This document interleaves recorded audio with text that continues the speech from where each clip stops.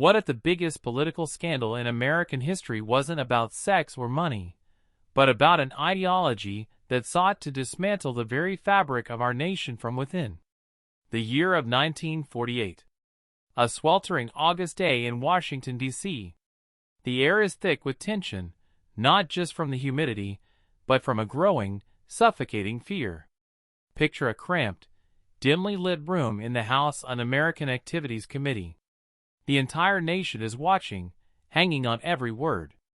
A former communist, Whittaker Chambers, sits under harsh lights, his voice steady, his eyes haunted.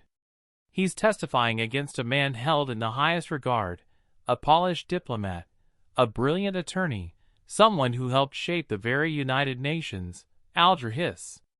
Chambers drops a bombshell. He claims Hiss wasn't just a fellow traveler, not just a sympathizer.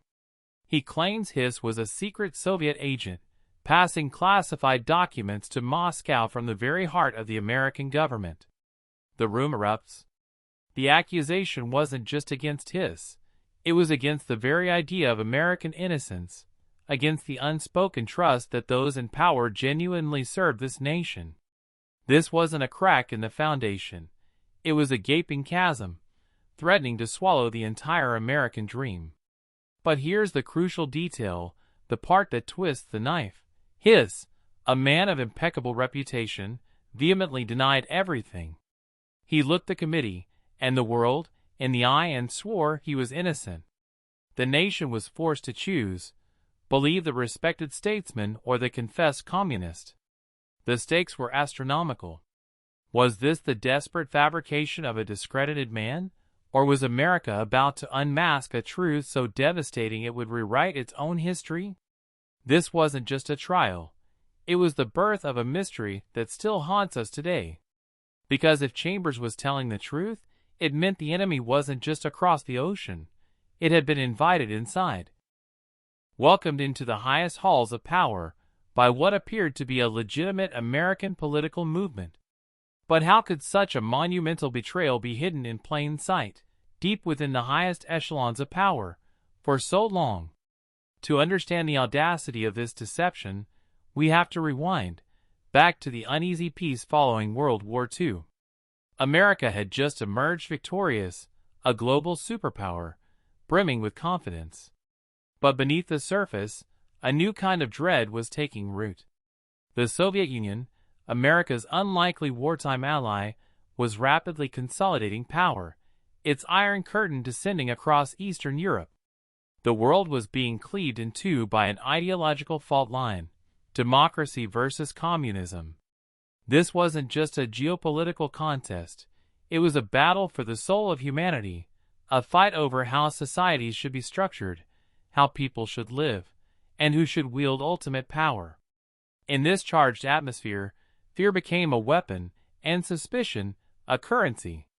The term, Cold War, didn't just describe the standoff between nations, it described the chilling anxiety that permeated daily life. People worried about nuclear annihilation, about covert operations, about enemies both real and imagined. But here's the insidious part. While most Americans focused on tanks and missiles, on speeches and treaties, a far more subtle and dangerous threat was already at work. It was the threat of infiltration, the silent enemy, not wearing a uniform, but a perfectly tailored suit. For decades, the idea of Soviet spies operating at the very top of the American government was dismissed by many as paranoid fantasy, the ravings of McCarthyite extremists. Mainstream media and many intellectuals scoffed at the notion that truly educated, patriotic Americans could betray their country for a foreign ideology. "It couldn't happen here," they said. "Our institutions are too strong, our people too loyal." This widespread dismissal was not just ignorance. It was part of the problem. It created the perfect camouflage. Imagine a doctor repeatedly telling a patient that their persistent cough is just a cold, while a deadly disease quietly ravages their body. That's what was happening. While the nation looked outwards, worried about Soviet tanks rolling into Berlin, a different kind of stealth operation was underway. This wasn't about stealing blueprints for a new fighter jet, not directly. This was about something far more strategic, influencing policy, shaping narratives, and quietly guiding the direction of a nascent superpower from within. The early warnings were there, if anyone had been truly willing to listen without prejudice. Disgruntled former Communist Party members, disillusioned idealists, and dedicated counterintelligence agents tried to sound the alarm. They spoke of sleeper agents, of fellow travelers who held powerful positions, of a clandestine network operating under the nose of unsuspecting officials. They described a meticulously planned strategy by the Comintern, the International Communist Organization, to plant agents not just in factories or unions, but crucially in positions of influence, places where they could shape the national conversation, sway decisions, and ultimately undermine trust in American institutions. One of these early, largely ignored voices was that of Elizabeth Bentley, a statuesque woman who had served as a Soviet courier. In 1945, she walked into the FBI offices and spilled a detailed account of Soviet espionage in the U.S. government, naming dozens of high-ranking officials. Her claims were so outlandish, so deeply unsettling, that many simply couldn't comprehend them. How could so many seemingly respectable Americans be involved? How could they betray their nation? Her testimony, initially treated with skepticism, provided the first seismic tremors beneath the surface of American politics. But the initial reaction wasn't alarm. It was often ridicule and disbelief. She was painted as a disgruntled lover, a fantasist. The system, designed to protect itself, initially rejected the truth because it was too painful, too shattering to the established order. The FBI, under J. Edgar Hoover, did begin to investigate, but even their efforts were often hampered by bureaucracy, interagency rivalries, and the sheer political sensitivity of accusing high-ranking government officials of treason. The idea that a powerful, ostensibly American political movement, or at least a significant part of it, had become a conduit for foreign influence, was simply too much for the nation to process. It was easier to believe in external boogeymen than to confront the possibility of internal rot. This denial, this collective turning away from an inconvenient truth, created the perfect conditions for the invisible enemy to thrive, to grow roots so deep that extracting them would prove to be one of the most agonizing struggles in American history. The seeds of doubt had been planted, but the full, horrifying scope of their bloom was yet to be revealed. The nation was still blind, unwittingly nurturing the very forces that sought its undoing. Who was this phantom operative, this ghost in the machine, capable of weaving such a dangerous web across the American landscape, unnoticed by all? Every great conspiracy needs its architect, its mastermind, or at least its central operative. For our story, that figure is Alger Hiss. But before he became the focal point of a national reckoning, Hiss was, by all accounts, the embodiment of American success. Born into a respected Baltimore family in 1904, he attended the elite Johns Hopkins University and then Harvard Law School, the pinnacle of legal education in America. He was brilliant, charming, articulate, and supremely ambitious. He possessed an effortless grace and an air of intellectual superiority that commanded respect in any room he entered. After law school, Hiss clerked for none other than Supreme Court Justice Oliver Wendell Holmes, Jr., a position reserved for the brightest legal minds of his generation. This alone stamped him as a future leader. From there, his ascent was meteoric. He joined the Agricultural Adjustment Administration in 1933, a key New Deal agency. This was during President Franklin D. Roosevelt's administration, a period of unprecedented government expansion and social reform. Washington, D.C. was buzzing with young, idealistic minds, eager to reshape America. Hiss fit right in. He was precisely the kind of person you would expect to see in the corridors of power, intelligent, committed to public service, and seemingly dedicated to the progressive ideals sweeping the nation. He quickly moved through the ranks, his expertise and polished demeanor making him indispensable.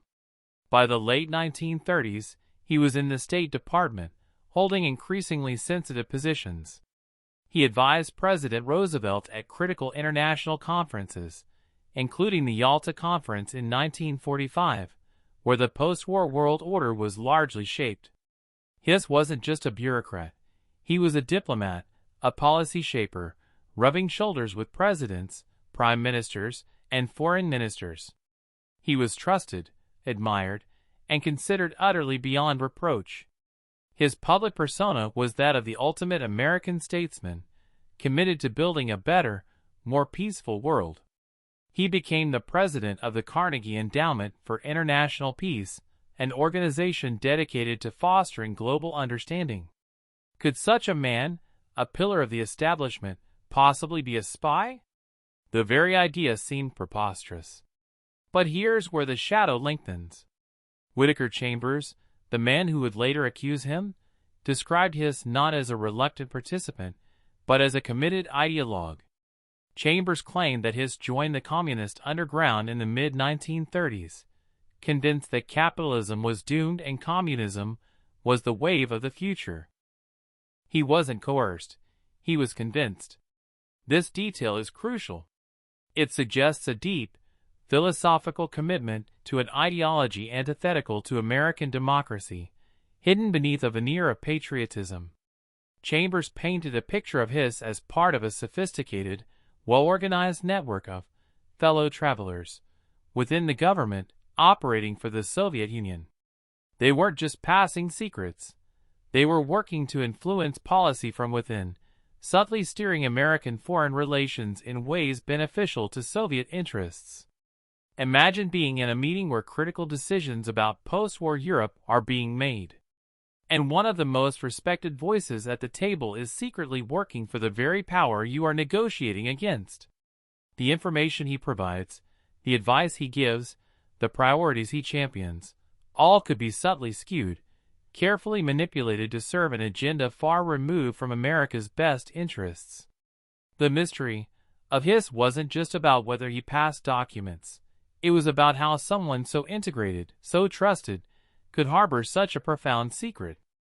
It spoke to the vulnerability of even the most robust systems when faced with an enemy that looked exactly like a friend.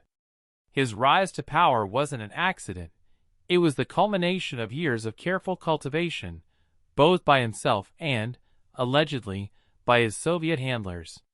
He was a long-term asset, an investment in the future, positioned to exert influence over decades.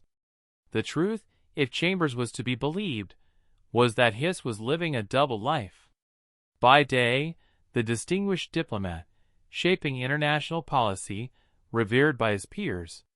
By night, or perhaps through clandestine meetings in Washington, D.C. apartments, the Soviet agent, meticulously copying classified cables, preparing reports for his foreign masters. The methods were low-tech, typed copies of State Department documents, microfilm passed in hollowed-out pumpkins. But the impact, if true, was immeasurable.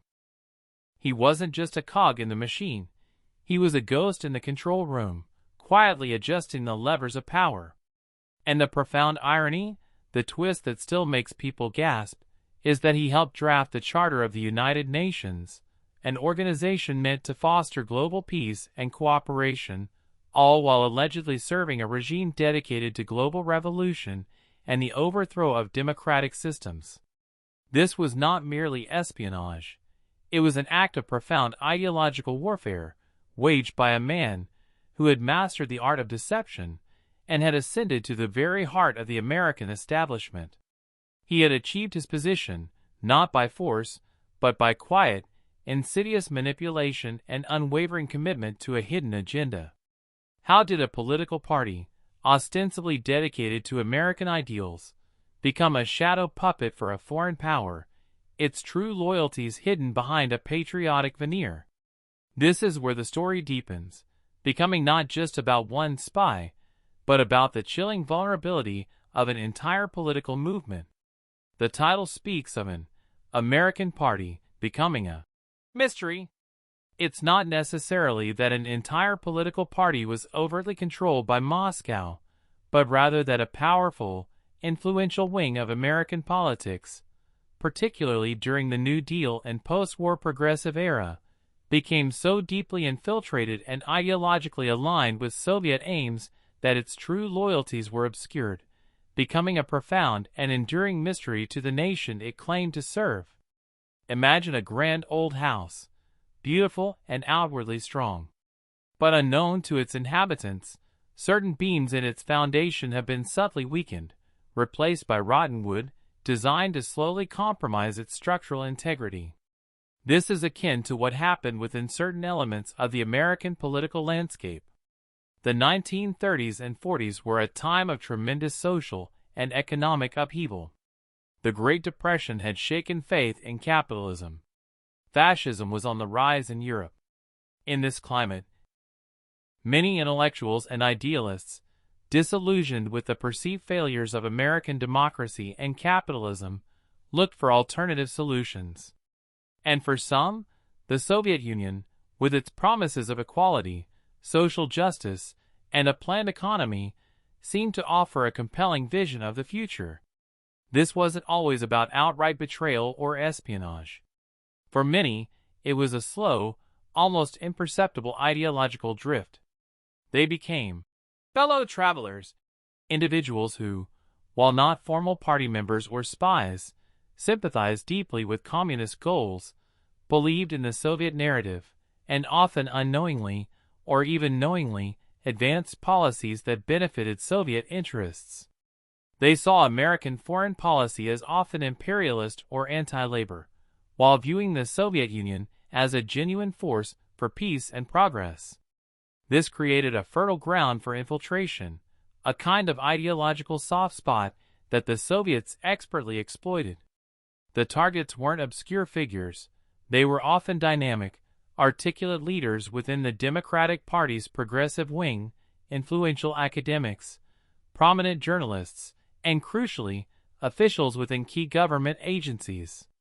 The New Deal era, with its massive expansion of government programs and its influx of young, idealistic reformers, provided a perfect cover. New agencies were formed rapidly, often without rigorous security vetting, creating opportunities for dedicated communists to secure positions of influence. Take, for instance, the Institute of Pacific Relations, IPR. On the surface, a respected think tank dedicated to Asian affairs. But investigations later revealed it became a hotbed of communist activity and influence. It published influential journals and hosted conferences that significantly shaped American public and official opinion on China and other Asian nations. Within this organization, figures like Owen Lattimore, a prominent scholar, were accused of being Soviet assets, actively working to sway U.S. policy away from supporting nationalist China and towards the communist forces of Mao Zedong. If true, this wasn't just about stealing documents, it was about redirecting the very course of American foreign policy on a critical issue. The mystery, then, is not just about the secret agents, but about how deeply these ideological currents ran through institutions and public discourse. It created a situation where legitimate policy debates could be subtly manipulated by individuals with hidden agendas. Were people genuinely arguing for a certain policy based on their American convictions, or were they, perhaps unknowingly, echoing Soviet talking points, pushing Soviet objectives? This question became a source of profound mistrust and paranoia, not only in the government but in society at large. The party in question, this powerful faction, developed a sort of protective ideological shield. Anyone who dared to question their progressive bona fides, anyone who suggested communist infiltration, was immediately branded as a right-wing extremist, a red baiter, or simply paranoid. This tactic effectively stifled dissent and shut down legitimate inquiry for years. It allowed the mystery to deepen, turning legitimate concerns into smear campaigns in the public eye. The irony is stark. A movement that prided itself on championing the common person and battling against powerful elites was, according to these accusations, being used as a sophisticated ideological front for a totalitarian foreign power. The Cold War was not just fought with bombs and armies. It was fought with ideas, with narratives, and with the subtle manipulation of political discourse. The infiltration of this American Party faction meant that the battlefield was not just foreign soil. It was the very intellectual and political heart of the United States. And the consequences, as we would later discover, were devastating, not just for individuals, but for America's understanding of its own history, its loyalties, and the true meaning of patriotism. The groundwork was laid, the ideological framework in place, and the key players were positioned. But what happens when the carefully constructed facade begins to crack, and the whispers of betrayal threaten to shatter the illusion? But what happens when the carefully constructed facade begins to crack, and the whispers of betrayal threaten to shatter the illusion, exposing the truth to a disbelieving nation? For years, the whispers of an invisible enemy and the suspicions surrounding figures like Alger Hiss remained just that, whispers, confined to the margins of power, dismissed as extremist rhetoric.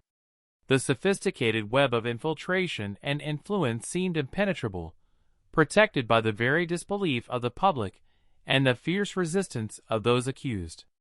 But secrets, especially those so profoundly dangerous, rarely stay buried forever. Eventually, cracks appear, and the controlled narratives begin to crumble.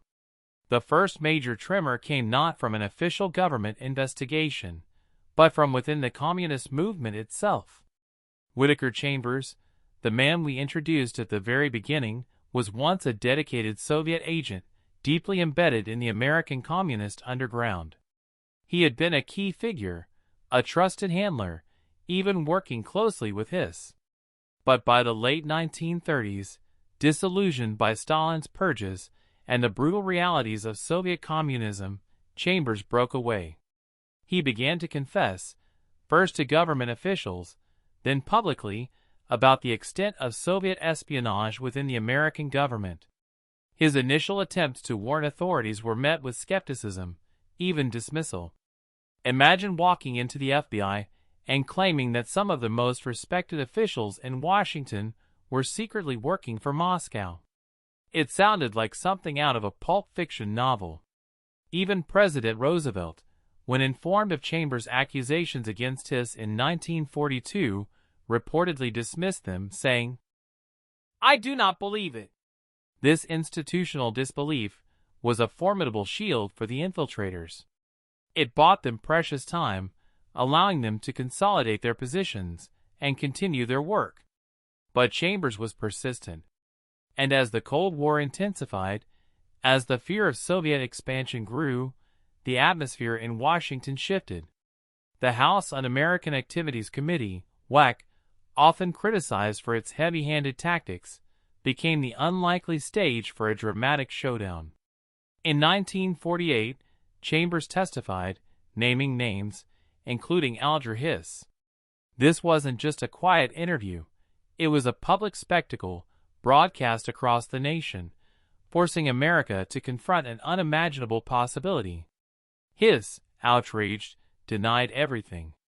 He even dared Chambers to repeat his accusations outside the committee's protected testimony, where Hiss could sue him for libel. Chambers, risking everything, accepted the challenge. He repeated his claims, and Hiss promptly sued him. This legal battle wasn't just about personal reputations. It was a proxy war for the soul of the nation. On one side, the established, polished elite, seemingly above reproach. On the other, the repentant former communist, bearing the weight of a hidden truth. The stakes were astronomical. If Hiss was innocent, Chambers was a perjurer and a slanderer, and the entire anti-communist crusade would be fatally discredited. If Chambers was telling the truth, then America had harbored a traitor at its highest levels, and the progressive movement, or at least a significant part of it, had been dangerously compromised. The public was torn, grappling with a moral and political dilemma of unprecedented scale. The drama reached its peak when Chambers produced irrefutable evidence, microfilmed copies of classified State Department documents, hidden inside a hollowed-out pumpkin on his Maryland farm. These were the infamous Pumpkin Papers. The documents, dated from 1938, clearly showed State Department cables, typed on Hiss's own typewriter. This was the moment the whispers became screams. The physical evidence was damning. It wasn't just Chambers' word against Hiss's anymore. There was tangible proof, chillingly preserved. The immediate aftermath was chaos. Hiss's supporters, including powerful figures in the media and government, furiously defended him, painting Chambers as a mentally unstable liar. They argued the documents were forged, that the typewriter was a plant. The legal battles were brutal, filled with dramatic testimonies, accusations, and counter-accusations. Hiss was eventually indicted for perjury, not treason, because the statute of limitations had run out on espionage charges. His first trial ended in a hung jury. His second trial, however, resulted in a conviction. The conviction of Alger Hiss sent shockwaves through America. It didn't just expose a single spy, it validated the chilling premise that the invisible enemy was real, that high-level infiltration was not a paranoid fantasy. It suggested that a significant portion of the American political establishment, whether through active participation or willful blindness, had been complicit in allowing this deception to flourish. The comfortable illusion of American exceptionalism and impregnable loyalty had been shattered. The question was no longer if there were spies, but how many, and how deeply had they penetrated the fabric of the nation. The battle for truth had just begun, but the seeds of doubt were already sown, leaving a profound and unsettling legacy. The Hiss case confirmed one spy, but hinted at a far greater problem. How many more were there, operating undetected, whispering in the ears of power, shaping policy from the shadows? And what if the very secrets of Moscow themselves held the terrifying answers? The conviction of Alger Hiss in 1950 wasn't the end of the mystery. It was, in many ways, just the beginning. It tore open a gaping wound in the American psyche. If a man like Hiss, so polished, so well-connected, so seemingly patriotic, could be a Soviet agent, then who couldn't be? The public knew about Hiss because of Chambers and the sensational trial.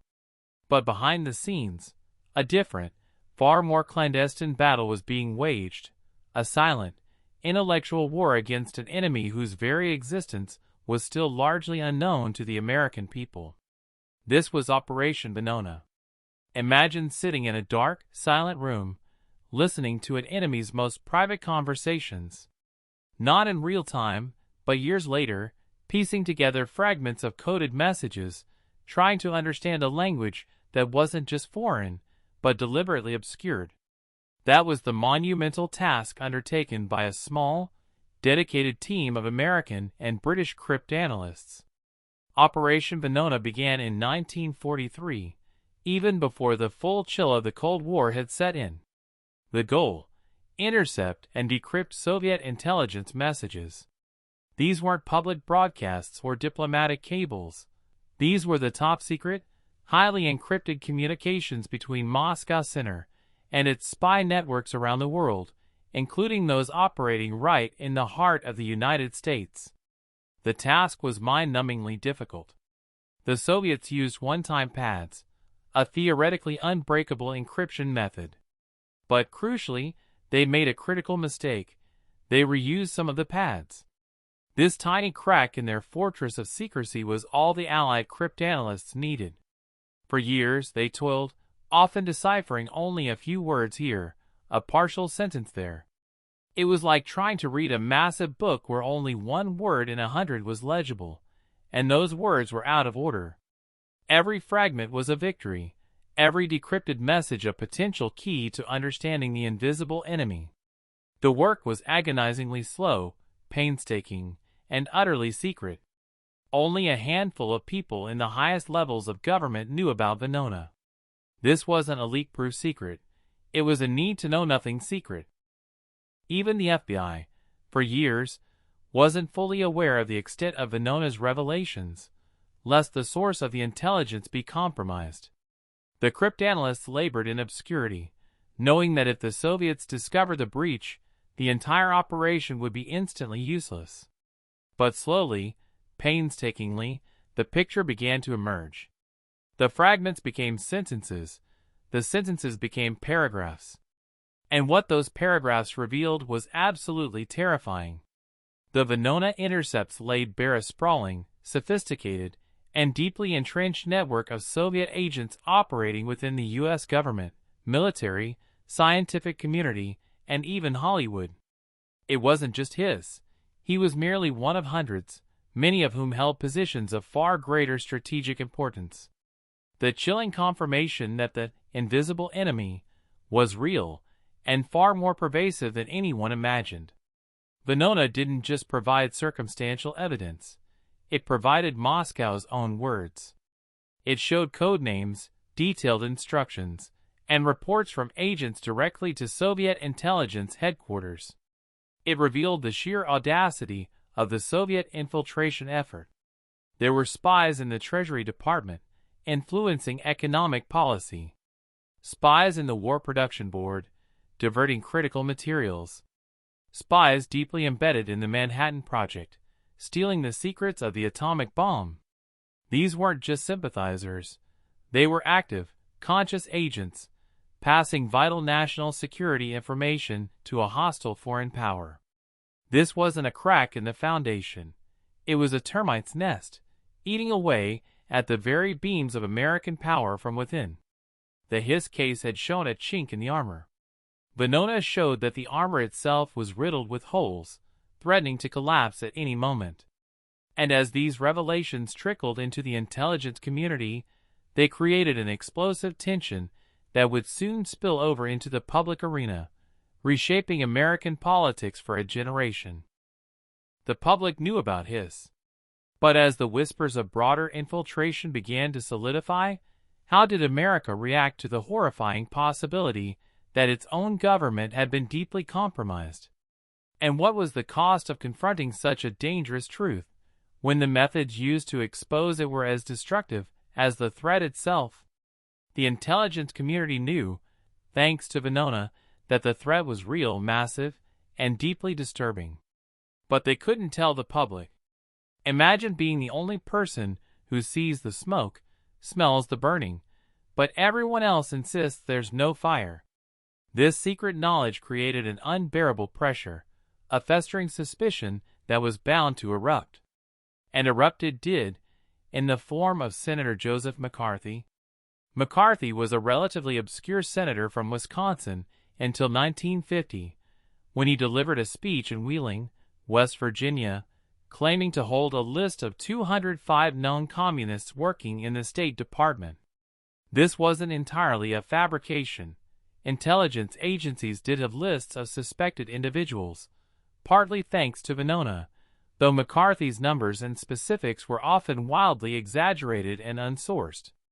But in the climate of fear created by the Hiss conviction and the dawning realization of a real, existential threat from Soviet communism, McCarthy's claims resonated.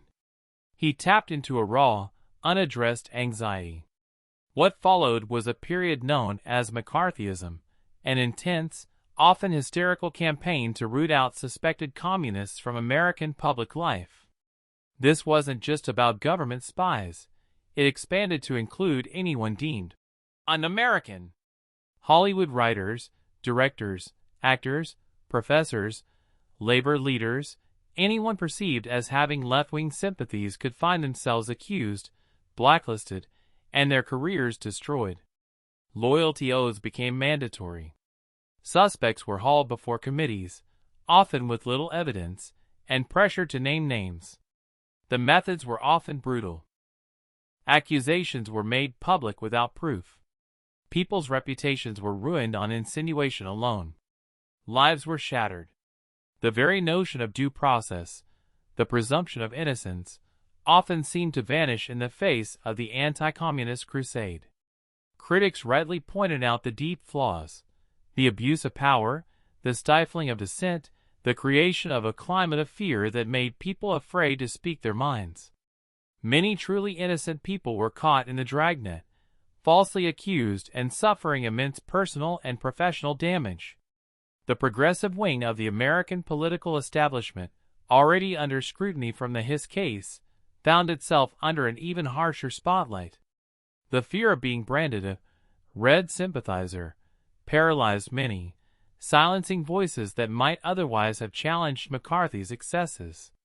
However, here's the complex and often uncomfortable truth. While McCarthy's methods were often despicable and his claims frequently unproven, the underlying threat he pointed to was real. We now know, thanks to later declassifications, that there was indeed widespread Soviet espionage and infiltration. VENONA had already confirmed this internally. But because the VENONA Project was top secret, it couldn't be used as evidence in public trials or congressional hearings. The government was in an impossible bind. It knew a significant portion of what McCarthy was railing against was true, but couldn't reveal its sources without jeopardizing the most crucial intelligence operation of the Cold War. This created a profound historical dilemma that still haunts us today. How do you fight a hidden, insidious war against a real enemy without destroying the very values, freedom of speech, due process, civil liberties, you are fighting to protect? McCarthyism became a destructive force, deeply scarring American politics and dividing the nation. It alienated allies, fueled paranoia, and cast a long shadow over legitimate progressive movements. Yet, it also tapped into a genuine fear that had been validated by intelligence. The tragedy of this era was that a real threat was exposed by a demagogue using illegitimate means, causing immense collateral damage. The mystery of the American Party wasn't just about spies. It was about how the very act of uncovering them could itself become a national trauma, leaving a permanent legacy of mistrust and suspicion, and forever changing the way Americans viewed the relationship between national security and individual liberty. For decades, the debate raged. Was Alger Hiss truly guilty? Were the VENONA revelations just Cold War propaganda? Was the entire narrative a product of anti-communist hysteria? What happened when the walls came down and the Iron Curtain finally lifted, definitively revealing the chilling truth behind the mystery that plagued a nation? Even after Hiss's conviction and the fervent anti-communism of the McCarthy era, a significant portion of American society, particularly within academic and progressive circles, remained skeptical. They believed Hiss was a victim, a scapegoat of the nascent Cold War, framed by an overzealous FBI and opportunistic politicians. They argued the VENONA intercepts were either misinterpreted or, worse, fabricated. The narrative of the American Party being infiltrated was often dismissed as a right-wing smear designed to discredit legitimate dissent and progressive ideals. For nearly half a century, the debate simmered, a festering wound in American historical understanding. Was it all a grand conspiracy, or was there genuine widespread betrayal? The truth, in all its stark, chilling clarity, finally began to emerge not from American sources, but from the very heart of the Soviet Union itself. With the dramatic collapse of the Soviet Empire in 1991, decades of sealed archives began to creak open. Historians, intelligence researchers, and even former Soviet officials gained unprecedented access to the innermost secrets of the KGB, the GRU, and the Communist Party of the Soviet Union.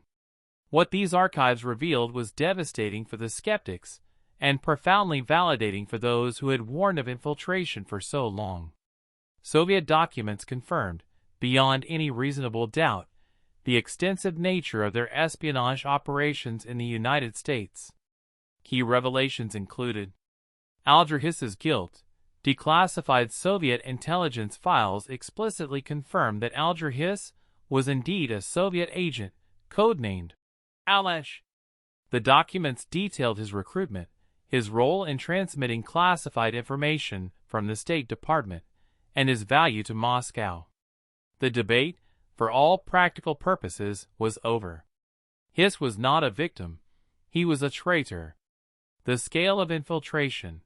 The Soviet archives corroborated much of what VENONA had hinted at, and what former defectors, like Whittaker Chambers and Elizabeth Bentley, had bravely claimed. Hundreds of Americans, many in high-ranking positions, were identified as Soviet spies or conscious collaborators. Atomic secrets. The archives confirmed that the Soviets successfully stole crucial atomic bomb secrets from the Manhattan Project, thanks to a network of agents that included Julius Rosenberg and Klaus Fuchs, among others. Influence operations. Beyond just stealing documents, the archives revealed sophisticated efforts to influence American policy and public opinion, often using seemingly legitimate fellow travelers who genuinely believed in the Soviet cause, or who were skillfully manipulated. Then, in the mid-1990s, the U.S. government took the unprecedented step of declassifying the full VENONA transcripts. These were not just summaries. These were the actual, raw decrypted messages, accompanied by analysis and identification of code names. This declassification provided independent, irrefutable confirmation of what the Soviet archives were simultaneously revealing. The two separate sources, one from American intelligence and one from the former Soviet Union, converged on the same terrifying truth. The mystery was solved. It was not a grand conspiracy against innocent Americans. It was a grand conspiracy by Moscow, successfully executed by willing American participants. The American Party, that became the focus of such intense scrutiny during the Cold War, wasn't just a political movement with differing ideas. A significant, albeit hidden, faction within it had been exploited, influenced, and actively infiltrated by a foreign, hostile power. This wasn't merely a few bad apples. It was a deep, systemic penetration that impacted national security, foreign policy, and the very trust Americans had in their government. The final unveiling provided a definitive, albeit painful, historical verdict. The Cold War, often viewed as a standoff between two superpowers, was also fought as a deeply personal, ideological battle within the heart of America itself. The cost of this deception was immeasurable, not just in terms of stolen secrets, but in the enduring legacy of suspicion, the damage to civil liberties during McCarthyism, and the years of national uncertainty. The mystery of how an American party became so deeply entangled with Soviet espionage is now understood not as a question of if, but of how deeply, leaving a profound lesson about the vulnerability of democracies to ideological subversion from within. The definitive revelations of VENONA and the Soviet archives rewrote our understanding of the Cold War, validating decades of controversial claims and challenging widely held historical narratives. But what happens when intelligence agencies find themselves holding earth-shattering secrets they can't reveal, leaving the public and political leaders to grapple with only fragments of the truth? This impossible dilemma created heroes, villains, and even shaped major foreign policy decisions in ways we're only now fully comprehending. If you want to understand the full extent of this hidden war and its impact on the White House, make sure to subscribe and hype this channel.